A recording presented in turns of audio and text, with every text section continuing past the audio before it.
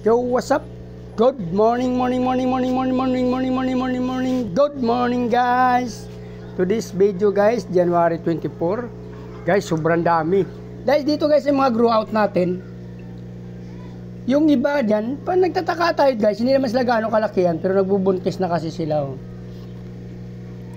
So, ayan guys, yung mga buntis. Actually, kumukuha ko dito ng mga yung semi-adult na malalaki na sila. Nagsasizing ako. Minsan sinasama ko sa pagbibenta sa labas. Lahat na tab na to sinisecure ko. Ay, meron pa nga mga fry guys, oh. Maliliit. Kasi ayan guys, may fry pa, oh. O yan. Marami pang fry dyan na naiwan pala guys.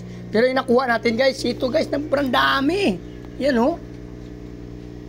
Ito yung mga fry na nakuha natin sa ating grow out na hindi ko napapansin. Yung anak ko nakapansin ito kagabi. So, gabi na, sabi ko bukas na lang. So, pinakain ko muna.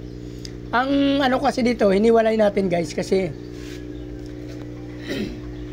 since nagpapakain tayo ng PO1 na para sa adult, so minsan nakakalimutan ko sila lagyan ng yung fry booster. So, lagi silang hindi makakain pagka ganun ang mangyayari, na makakalimutan ko lagi lagyan ng mapinong pagkain to guys.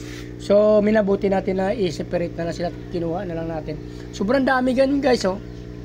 Tapos may nakikita pa akong naiwan dito, babalikan pa natin yan. Yan. Tsaka ito pa guys, kasi dalawang grow out to magkasinlaki, ano lang, sabay lang to na lumaki. Mayroon pa dito sa kabila guys, oh. Sobrang dami din ng fry yan guys, oh. Yan. May mga fry din ako nakikita sa mga ilalim niya guys. Yan, oh. So, kailangan din natin i-separate to. Yan, guys. Yan. Ito kasi medyo madilim, kaya gumamit na ng flashlight. Yan, oh. Yan, may mga fry din dyan, guys. Yan, yan, yan. Dami.